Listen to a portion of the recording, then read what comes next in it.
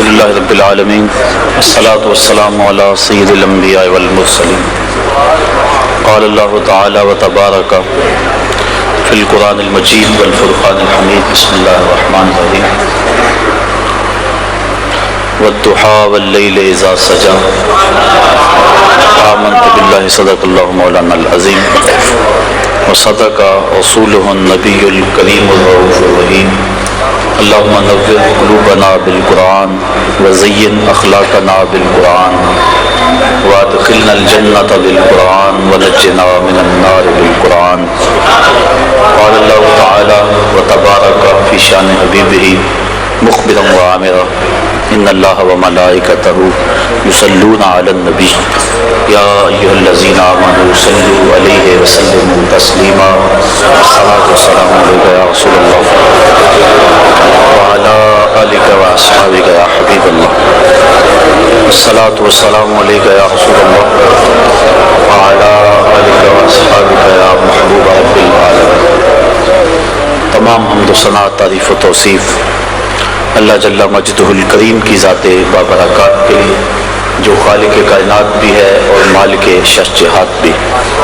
اللہ جل وعلا کی حمد و ثنا کے بعد حضور نبی اکرم شفیع امم رسول محتشم نبی مکرم اللہ کے پیارے امت کے سہارے رب کے محبوب دانائے غیوب مالک رقاب امم فخر عرب و عجم والی کون و مکان سیاہ لا مکان سید انس و جاں سرور لالا رخاں نیر تاباں سرنشین مہوشاں ماہ خوباں شہنشاہ حسینہ تتمہ دوراں سرخیل زہرہ جمالاں جلوہ صبح ازل نور ذات لم یزل باعث تکوین عالم فخر آدم و بنی آدم نیر بطحا رازدار ما اوہا شاہد ما طغا صاحب علم نشرہ معصوم آمنہ احمد مجتبیٰ حضرت محمد مصطفیٰ صلی اللہ علیہ وسلم کے حضور ناز میں اپنی محبتوں کا نیاز پیش کرنے کے بعد واجب الاحترام ذوی الاحتشام برادران اسلام السلام علیکم ورحمۃ اللہ۔ آپ کی اس مرکزی جامع مسجد شان اسلام میں حضور شفیع امم رسول محتشم نبی مکرم صلی اللہ علیہ وسلم کی نعت کے حوالے سے آج جو خوبصورت محفل پاک منعقد ہوئی، مجھے بھی حاضری کا شرف نصیب ہوا۔ اس سے پہلے بھی یہاں میں حاضر ہوتا رہتا ہوں۔ اللہ تعالیٰ زبان پہ کلمت الحق جاری فرمائے اور حضور کی محبتوں کی فراوانی ہم سب کو نصیب فرمائے، اور محبت کا جو نتیجہ ہے عمل اور اطاعت، اس سے ہم سب کو مالا مال فرمائے۔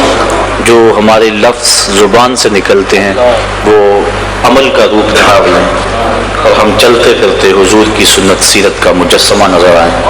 میرے استاذ المکرم ایک بڑا پیارا جملہ فرمایا کرتے تھے، آج بھی جب میں وہ لفظ اپنی زبان سے ادا کرتا ہوں تو مجھے ان کا لہجہ، ان کے زبان کی مٹھاس نظر آ جاتی ہے۔ وہ کیا کسی نے کہا تھا، اجاڑ رت کو گلابی بنائے رکھتی ہے میری آنکھ تیری دید سے وضو کر کے۔ تو مجھے وہ ان کا انداز کہنے کا جو ان کی حیت تھی، وہ آنکھوں کے سامنے سارا نقشہ گھوم جاتا ہے۔ تو وہ فرمایا کرتے تھے، یہ نہ ہو کہ لوگ تمہیں پوچھے تم کون ہوتے ہو اور تمہیں بتانا پڑے کہ ہم مسلمان ہوتے ہیں۔ یہ دیکھو مذہب کے خانے میں اسلام لکھا ہوا ہے۔ آپ فرمایا کرتے تھے، نہ کسی کو پوچھنا پڑے نہ کسی کو بتانا پڑے، تمہاری شکل و صورت بذاقتہ اٹھنا بیٹھنا ایسا ہو کہ تم دور سے چلے آ رہے ہو، لوگ کہیں وہ دیکھو آقا کا غلام آ رہا ہے۔ ہماری پہچان، ہماری معرفت ہی ایسی ہو، اور یہ اتنی پیاری معرفت ہے۔ کتاب کا نام ہے البشر الکئیب بلقاء الحبیب، امام سیوطی کی مصنفہ ہے۔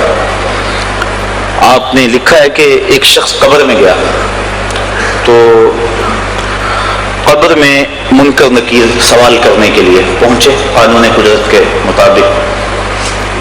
من ربوں کا ما دینوں کا سوال شروع ہوا تو اس کی داڑھی کے جو سفید بال تھے وہاں وہ مہندی لگایا کرتا تھا، کیونکہ حضور مبارک کی داڑھی پاک میں 18 سے 22 تک سفید بال تھے۔ مختلف روایتیں موجود ہیں، بعض نے 18 لکھا ہے، بعض نے 20 لکھا ہے، بعض نے 22 لکھا ہے، مختلف روایتیں موجود ہیں۔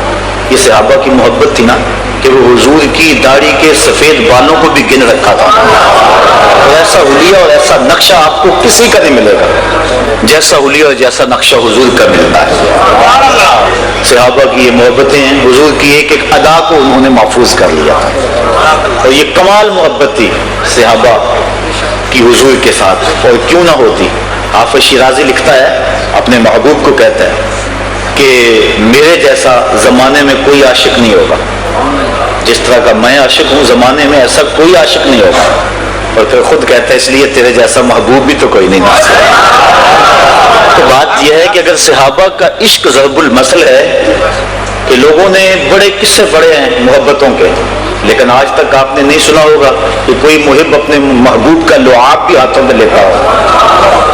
تو یہ اگر عشق اتنا بڑا ہے تو حسن بھی تو اتنا بڑا ہوگا، کیونکہ عشق میں گرمی جو ہے وہ حسن کی وجہ سے ہوتی ہے. حضرت اقبال نے کہا نا، فرصت کشم کشم دے دلے بے قرار رہا، یک دو شکن زیادہ کن گیسوئے تابدار رہا. وہ کہتے ہیں کہ کشم کش کی فرصت بھی نہ دے اس تابدار دل کو جو کہ پیچ و تاب کھا رہا ہے، اپنی زلف کو اور شکر ڈال دے تاکہ میرا عشق بڑھتا رہے.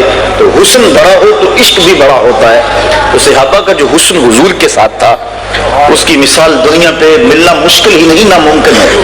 اس لیے کہ ایسا حسن کوئی نہیں تھا، اور جب حسن نہیں ایسا ہوگا تو عشق بھی ایسا نہیں ہوگا. تو صحابہ کی محبت ہے کہ انہوں نے حضور کی مبارک داڑھی کے بال بھی گن رکھے ہیں. 18 سے لے کر 22 تک حضور کی داڑھی مبارک میں سفید بال تھے، اور ان بالوں کو حضور سرخ مہندی کا وسمہ کرتے تھے. اب اس سنت کو ادا کرتے ہوئے وہ مرنے والا بھی اپنی داڑھی کی سفید بالوں کو اس نے سرخ مہندی سے وسمہ کیا ہوا تھا. جب نکیرین آئے، ایک نے پوچھا من ربوں کا ما دینوں کا، سوال شروع کیے. دوسرے نے بازو سے پکڑ کر ایک اپنے ساتھی کو پیچھے ہٹاتے ہوئے اس کی داڑھی کی طرف اشارہ کیا، کہا تجھے نظر نہیں آ رہا کہ اس کے چہرے میں اسلام کا نور چمک رہا ہے؟ اس سے سوال کر رہا ہے، تجھے نظر نہیں آ رہا کہ اس کے چہرے میں اسلام کا نور چمک رہا ہے؟ کاش کہ ہماری پہچان ایسی بن جائے. میں کہتا ہوں ہمارا جیسا عقیدہ ہے نا، ایسا عقیدہ کسی کے پاس نہیں ہے. اس پہ دلائل موجود ہیں الحمدللہ. آپ سروے کر کے دیکھ لیں، غیر جانبدار ہو کے دیکھ لیں. نہیں تو ایک میں بات کیا کرتا ہوں کہ 300 سال کی کتابیں چھوڑ دیں. یہ جو 3 سال ساری خرابی عموماً ان 300 سالوں میں آئی ہے. اس سے قبل کی کتابیں پڑھ لیں، تفاسیر پڑھ لیں، احادیث پڑھ لیں. اس سے قبل محققین کی تصانیف پڑھ لیں تو آپ کو پتہ چل جائے گا کہ سچائی کیا ہے. اور یہ ایک الگ مضمون ہے اور ایک الگ عنوان ہے. تو اللہ تعالیٰ نے بڑا ستھرا، سچا اور پاکیزہ ہم کو عقیدہ عطا کیا ہے. حضور کا نام سن کر ابھی آپ مچل رہے تھے اور اب بھی مچل رہے ہیں. یہ علامت محبت ہے. لوگ پوچھتے ہیں نا یہ تم میلاد کرتے ہو کہاں لکھا ہوا ہے، یہ محفل نعت کہاں لکھی ہوئی ہے؟ تو اس کے دلائل موجود ہیں، لیکن میں اپنے لہجے میں کہا کرتا ہوں کہ یہ ہو سکتا ہے کہ پھول کا تذکرہ چھڑا ہو، بلبل دلیلیں مانگ رہا ہو. یہ کیسے ہو سکتا ہے کہ بات شمع کی چل رہی ہے اور پروانہ کہے کہ لکھا کہاں ہوا ہے؟ اور یہ بھی ممکن نہیں کہ بات محبوب کی ہو رہی ہے اور محب دلیلیں ڈھونڈتا پھرے کہ محبوب کی تعریف کے لیے بھی مجھے دلیل فراہم کرو. دیکھو تو صحیح، حضور کا نام سن کے جس کا چہرہ کھلتا نہیں، جس کے چہرے پہ تمانیت کا نور نہیں پھیلتا، جس کی آنکھوں کی پتلیاں خوشی سے چڑھ نہیں جاتی، تو آپ سمجھ لیں کہ اس کے اندر کچھ بھی نہیں ہے. اندر اس کا خالی ہے. زبان پہ کلمہ ہے لیکن سینے میں نہیں اترا. اس کا دل نور ایمان سے خالی ہے. یہ ہو ہی نہیں سکتا کہ ذکر حضور کا ہو اور کلیجے میں ٹھنڈ نہ پڑے. حضرت شیخ مہدی الفاسی مطالع المصغات شرح دلائل الخیرات میں لکھتے ہیں، فرماتے ہیں حضور کا تذکرہ سن کے جس کے دل میں تسکین نہ پہنچے اس کے سینے میں دھڑکتا ہوا دل کسی مومن کا دل ہی نہیں ہے. یہ ہو ہی نہیں سکتا کہ اس کو تسکین نہ پہنچے. میں کسی دور میں ایک نعت مجھے یاد آ گئی، کبھی کبھی فرصت ملے، آج کل تو خیر فرصت ہی نہیں ہے تو لکھنے کا بھی کبھی شوق ہے، تو ایک نعت پرانی یاد آ گئی کہ مشکلیں کافور ہوں غم سے رہا ہو جائیے، مشکلیں کافور ہوں غم سے رہا ہو جائیے، شہنشاہی چھوڑ کر ان کے گدا ہو جائیے.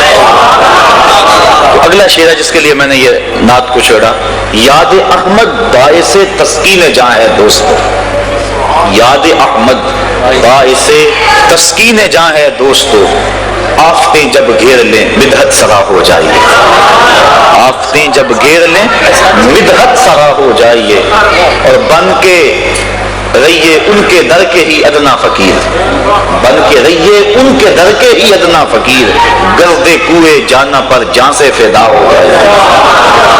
اور غالب کا ایک شعر ہے کہ عشق بتاں فکر معاش، اس مختصر سے زندگی میں وہ کہتا ہے کیا کیا کریں، کتنے کام ہیں، تو اس شعر میں اس کا جواب دیا گیا ہے، یاد آئے رفتگاں عشق بتاں فکر معاش، کس مصیبت میں پھنسے ہو با خدا ہو جائیے، اور ان کی ہر سنت ہو ثاقب جان و دل سے بھی عزیز، ان کی ہر سنت ہو ثاقب جان و دل سے بھی عزیز، مصطفیٰ کی ذات میں ایسے فنا ہو جائیے۔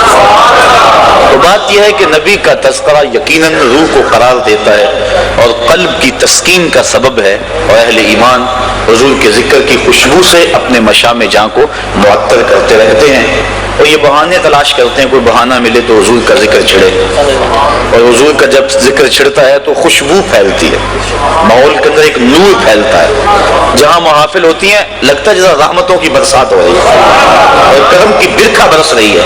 آپ اس کا ادراک کریں، احساسات کی آنکھیں کھولیں اور آپ کو محسوس ہوگا کہ جہاں ذکر خدا ہے وہاں نزول رحمت باری ہے، جہاں ذکر مصطفیٰ ہے وہاں نزول رحمت باری ہے، جہاں نبی کا نام لیا جائے، یقیناً یہ نام ہی ایسا ہے، کتنا میٹھا نام ہے حضور کا نام، یہ نام کوئی کام بگڑنے نہیں دیتا، بگڑے بھی بنا دیتا ہے نام محمد۔ جب لبوں پہ یہ نام سج جاتا ہے تو نطق ایک دوسرے کے دونوں ہونٹ بوسے لیتے ہیں، اور نام ہی ایسا ہے اگر کوئی تعریف نہ بھی کرنا چاہے نام ہی لے گا تو اس میں تعریف ہے، کیونکہ محمد کا معنی یہ ہے الذی یحمد حمدا بعد حمد، مرتن بعد مرتن، کرتن بعد کرتن۔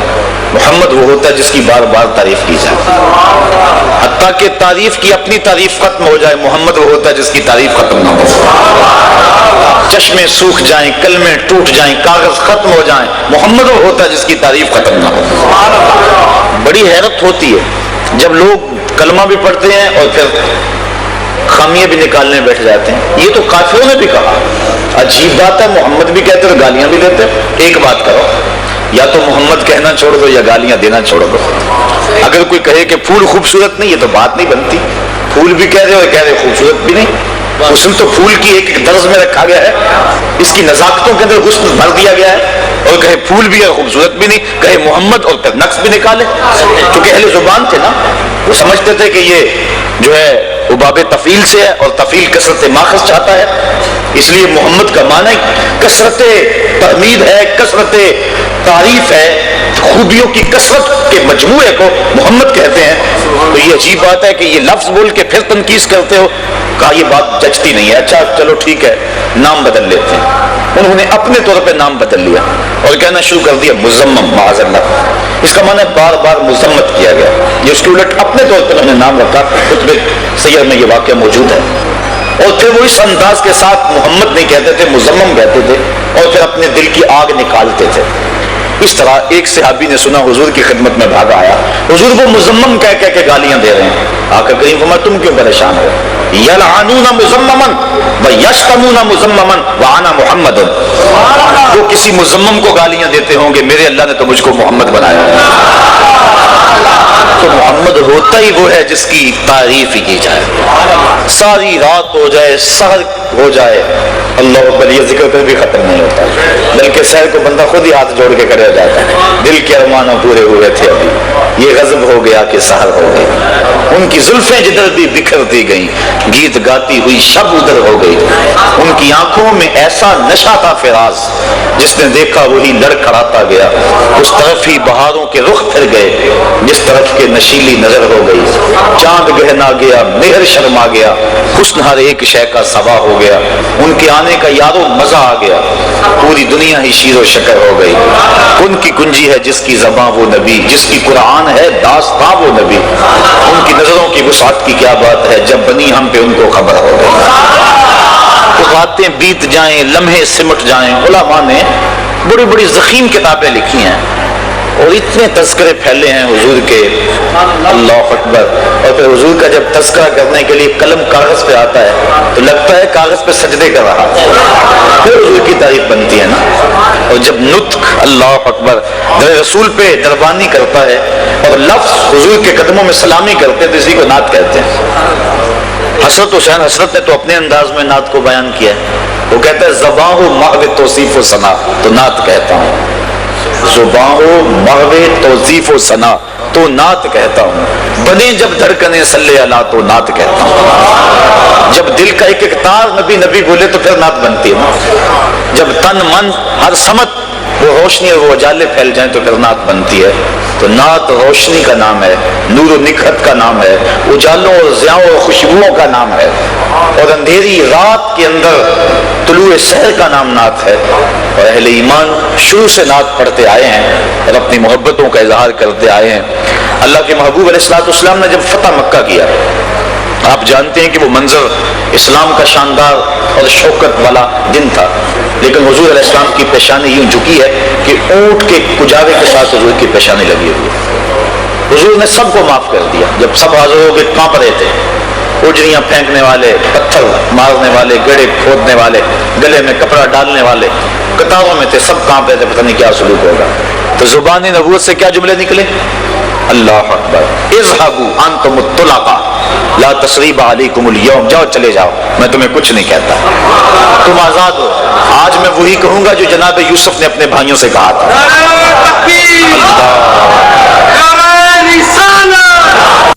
پھر فرمایا عثمان بن طلحہ کہاں ہے؟ عثمان بن طلحہ کعبہ کا کنجی بردار تھا، اس کو بلایا گیا. ایک دن حضور نے کہا تھا مجھے چابی دو، میرا جی چاہتا ہے کہ میں کعبۃ اللہ کو کھولوں، اندر جاؤں اور نوافل ادا کروں. تو اس نے کہا تھا میں آپ کو چابی نہیں دے سکتا. آج حضور جب کھاتے بن کر آئے فرمایا بلاؤ آج عثمان بن طلحہ کو، کانپتا ہے. فرمایا لاؤ چابی پیش کر دیں. تالا کھولا، نوافل ادا کیے، پھر تالا لگایا. اب صحابہ منتظر تھے، عثمان بن طلحہ کو تو چابی ملنی نہیں.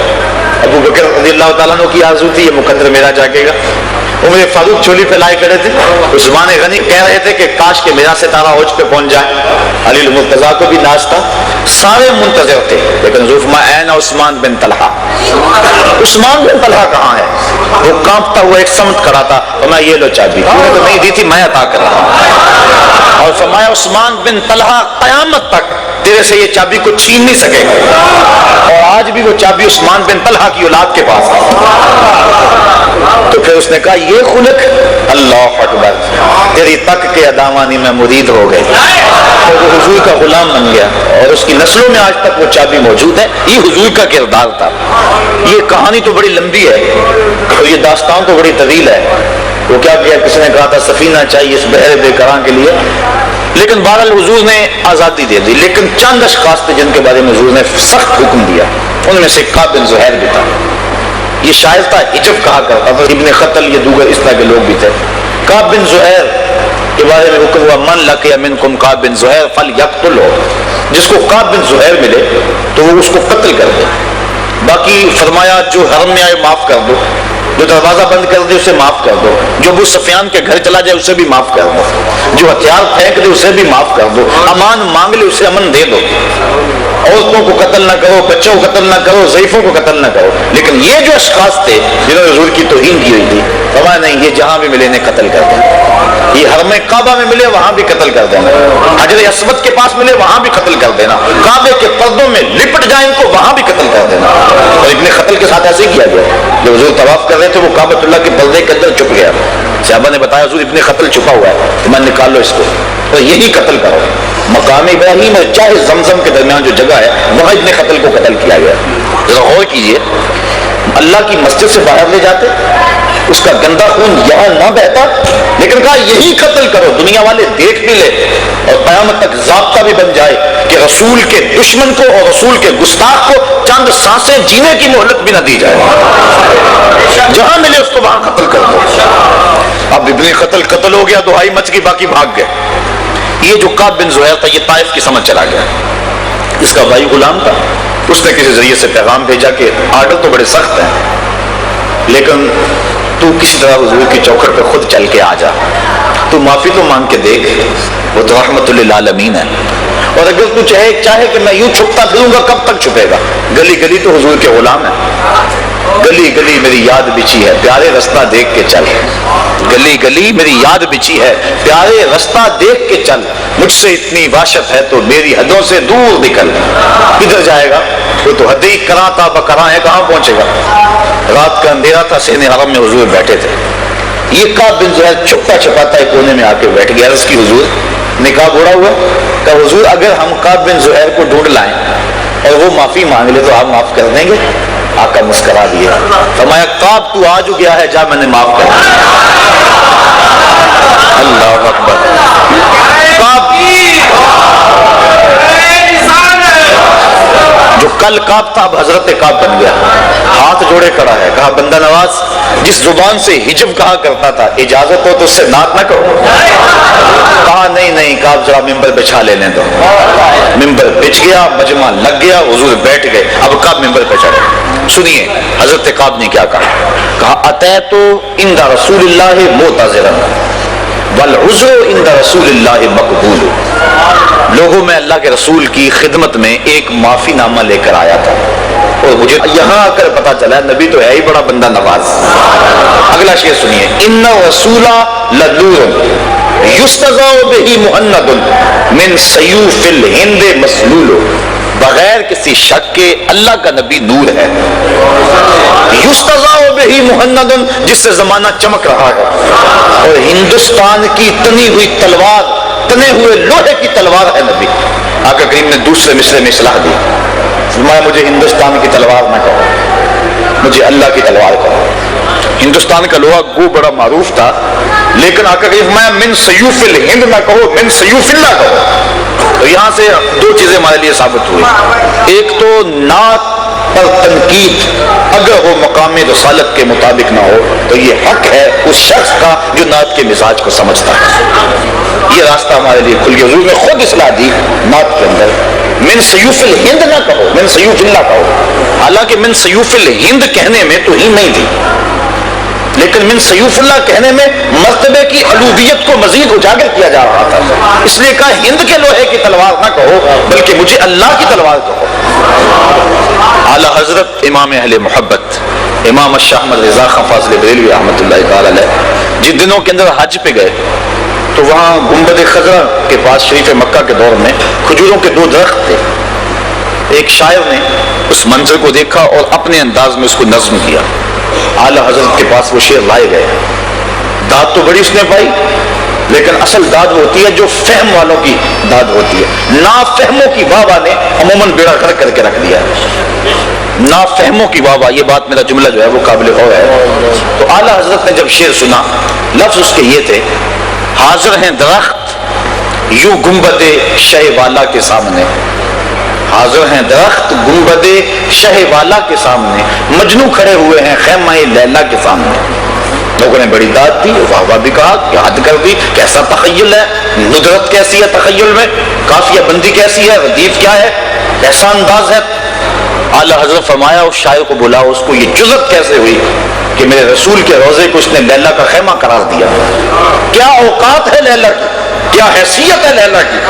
بلایا گیا، کہا تو نے یہ کیوں کہا، تھر تھر کانپنے لگا، ضد نے کی، کہ حضور میری توجہ اس سمجھ نہیں گئی، آپ اصلاح کر دیجئے۔ اور میں سنیے پہلا مصرع تو ٹھیک ہے، اللہ اکبر، حاضر ہیں درخت یوں گنبد شہ والا کے سامنے، دوسرا مصرع تو نے یوں کہا ہے کہ مجنو کھڑے ہیں خیمہ لیلا کے سامنے، اس کو بدلو اور اب یوں پڑھو، حاضر ہیں درخت یوں گنبد شہ والا کے سامنے، قدسی کھڑے ہیں عرش معلا کے سامنے۔ سخن شاعری شہر یار اپنی جگہ، سخن شاعری شہر یار اپنی جگہ، نعت کہنے کو احمد رضا چاہیے۔ میں ایک مثال دیا کرتا ہوں حضرت کی، ہر شاعر کا مزاج ہے کہ وہ اپنے محبوب کی زلفوں کو رات کہے اور اس کے چہرے کو دن کہے، اور یہ پرانی روایت چلی آ رہی ہے شاعری کی۔ حافظ شیرازی نے کہا نا، بفروغ چہرہ زلفت رہے دل زند ہما شب، توجہ ہے نا آپ کی، بات مشکل تو نہیں ہو رہی، بفروغ چہرہ زلفت رہے دل زند ہما شب، چے دلا و رست دزدے کہ بشب چراغ دارت۔ کہ وہ کہتا ہے کہ وہ اپنے چہرے کا چراغ جلا کے رات کی سیاہی میں، وہ زلفوں کو رات کی سیاہی کہا، لوگوں کے دل لوٹتا پھرتا ہے، کتنا بہادر چور ہے، رات کو چراغ جلا کے لوٹتا ہے۔ تو اس نے محبوب کے چہرے کو دن کہا اور رات کو اس نے زلفوں کو رات کہا، اور یہ شاعروں کا مزاج ہے کہ زلفوں کو، اس کی سیاہی کو شب دیجور سے، ظلمت والی رات سے تشبیہ دیتے ہیں۔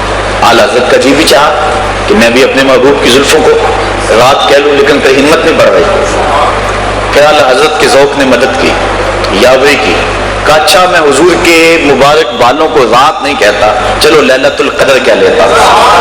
حضور جب مانگ نکالتے تھے درمیان سے، سیدھی مانگ، مستقیم مانگ، تو اعلیٰ حضرت نے اس کو نظم کیا، فرمایا لیلۃ القدر میں مطلع الفجر حق، مانگ کی استقامت پہ لاکھوں سلام۔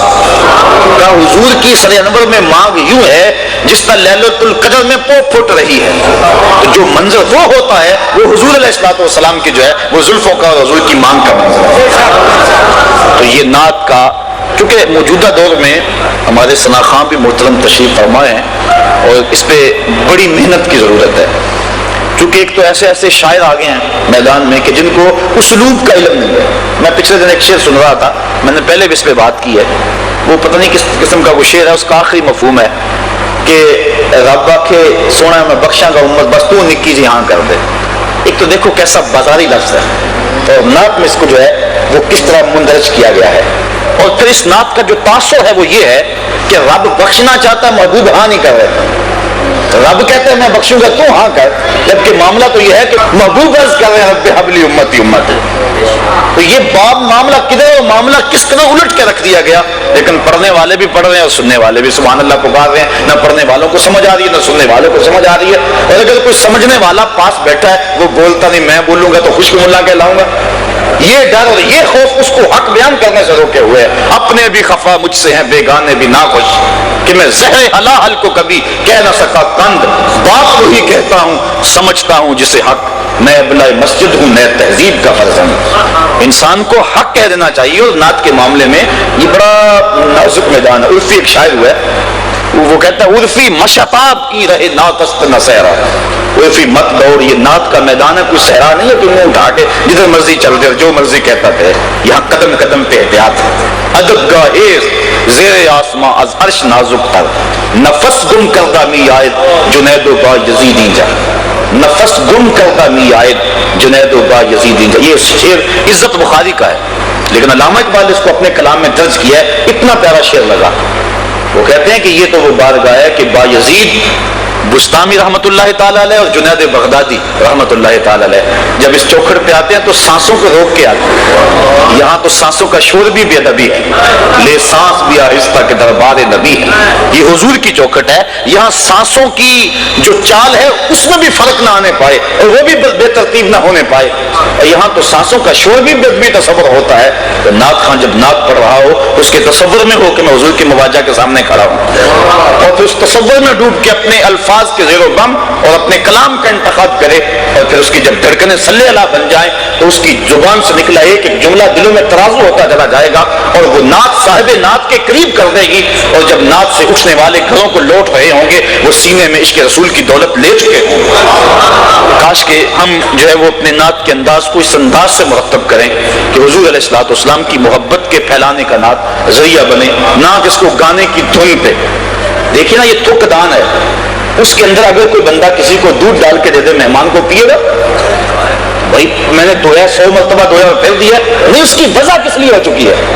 یا لوٹے میں کوئی دودھ ڈال کے کسی کو دے دے تو پیے گا؟ جی لوٹا پاک ابھی بازار سے خرید کے لایا ہوں، لیکن نہیں، لوٹے کی وجہ کسی اور مقصد کے لیے، تھک دان کی وجہ کسی اور مقصد کے لیے، اس میں دودھ نہیں پیا جا سکتا۔ جو طرز متبذل ہوگی ہے کسی گانے کے لیے، اللہ کے نبی کی نعت کا تقدس یہ ہے کہ اس طرز میں پھر نعت نہ پڑی جائے۔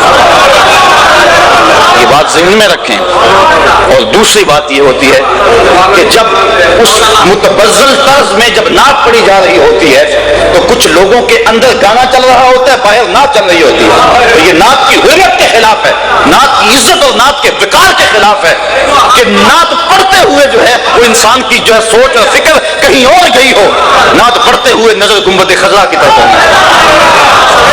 تو اس بات کا ذرا جو ہے وہ ہمارے معاشرے میں اس کی بہت ضرورت ہے، اور میں پہلے عرض کر چکا ہوں اقبال کے لہجے میں، اپنے بھی خفا مجھ سے بڑے لوگ ناراض ہو جاتے ہیں، اپنے بھی اور بیگانے بھی، لیکن اس سے غرض نہیں ہے، اس سے غرض نہیں ہے کہ کون ناراض ہوتا ہے، گنبد خضرا کا مکین ناراض نہ ہو، حضور خوش ہو جائیں۔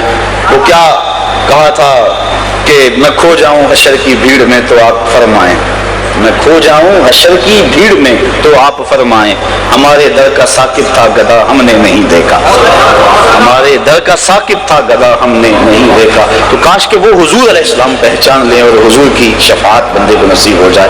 تو یہ نعت کے اسلوب ہے۔ تو میں نے یہ بات عرض کی کہ یہ تنقید کا جو راستہ کھلا ہے، یہ حضور نے کہا من سیوف الہند نہ کہو، من سیوف اللہ کہو۔ ایک تو بات یہ مضمون بھی کافی تفصیل طلب ہے، اس پہ بہت کچھ کہا جا سکتا ہے، لیکن وقت کی نزاکتیں ہمارے شناخت تشریف فرمائیں، اور یقیناً آپ محظوظ ہوں گے میں اپنی بات کو لمبا کر کے اکتاہٹ کا سامان نہیں کروں گا۔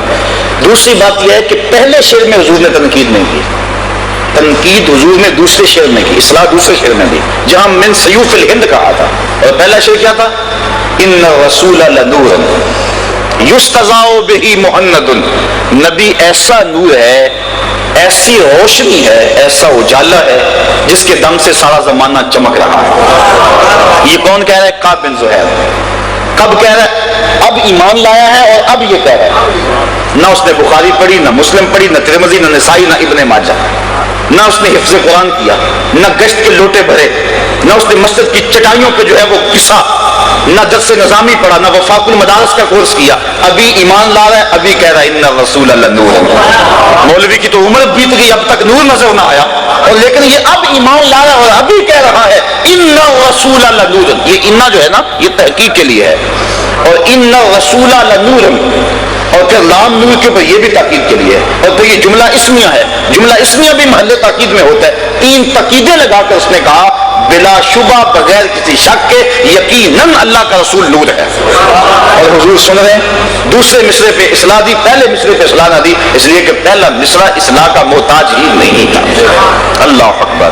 اب حضرت کعب بن زہیر یہ نعت پڑھ رہے ہیں، شعر اس کے لمبے ہیں، میں اختتام کی طرف بڑھنا چاہوں گا۔ تو جب انہوں نے یہ نعت مکمل کر لی، حضور نے اپنی چادر اتار کے ان کے کندھوں پہ ڈال دی۔ اللہ اکبر۔ ان الرسول لنور یستضاء بہ محمد، اور حضور جس کو پسند فرما لیں۔ اللہ اکبر۔ عدیم طائف نالین پاکم، شراکز رشتہ جہاں ماکم۔ اللہ اکبر۔ ایک شاعر کہتا ہے، جامی کہہ رہے ہیں، کہتے ہیں حضور آپ طائف کے بازار کی بنی ہوئی اس کے چمڑے کا بنا ہوا نالین پہنتے ہیں، تو پھر کرتے کیا؟ اللہ اکبر۔ اس میں جو تسمے ہیں وہ میرے چمڑے کے نہیں، تسمے میرے چمڑے کے نہیں بلکہ میری جان کے تسمے ڈالتے ہیں۔ اور کبھی کہتے ہیں حضور کاش آپ کی گلی کے کتے کا نام جامی ہوتا اور آپ کبھی اسے جامی کہہ کے پکارتے۔ اور ایک شاعر کہہ رہا ہے یا لیتنی کنت تربۃ طیبتکم فالتسمت نعالک ذاک قدی۔ بہت بڑا کہنے والا شخص ہے، کہتا کاش میں مولوی نہ ہوتا، کاش میں پیر نہ ہوتا، مدینے کی گلی کی مٹی ہوتا، حضور گزرتے میں قدموں کو چوم لیتا۔ اہل محبت کے لیے یہی اعزاز و افتخار ہے کہ وہ حضور کے قدموں تک پہنچ جائیں۔ شاید اسی کا نام ہے توہین جستجو، وہ منزل کی تلاش تیرے نقش کفے پا کے بعد، جو یہاں تک پہنچ گیا وہ فراز عرش کی عظمتوں تک پہنچ گیا، اور جو نبی کے قدموں تک نہیں پہنچا اس نے کہیں بھی رسائی حاصل نہیں کی۔ تو آئیے ہم حضور علیہ الصلوۃ والسلام کی محبتیں اور حضور کی الفتیں اپنے دل کے ایک ایک پرت میں سجا لیں۔ جس آیت کو میں نے اپنی گفتگو کا عنوان ٹھہرایا تھا تو اس پہ گفتگو انشاءاللہ ادھار رہی، آنا جانا تو آپ کے یہاں لگا رہتا ہے، اسی بات پہ اپنی گفتگو کو سمیٹتا ہوں۔ جی چاہتا ہے اس رات نو میں محشر دی فجر تک روک لواں، جے بس چلے میرا تے سونے نو حشر تک روک لواں، نہ نظر کرم دی چھات مکے، نہ بات مکے، نہ رات مکے، مگر دل کے ارمان پورے ہوئے تھے ابھی، یہ غضب ہو گیا کہ سحر ہو گیا۔ یا ایک شاعر کہتا ہے کہ وسعت دل تو بہت تھی لیکن وسعت صحرا کم ہے، اس لیے مجھ کو تڑپنے کی تمنا کم ہے۔ اللہ نے ٹوٹے پھوٹے لفظوں کو عصر کی شیرینی ڈال کر دلوں میں اتار دے اور اپنے محبوب کی غلامی میں ہمیں قبول کرے۔ وآخر دعوانا ان الحمد للہ رب العالمین۔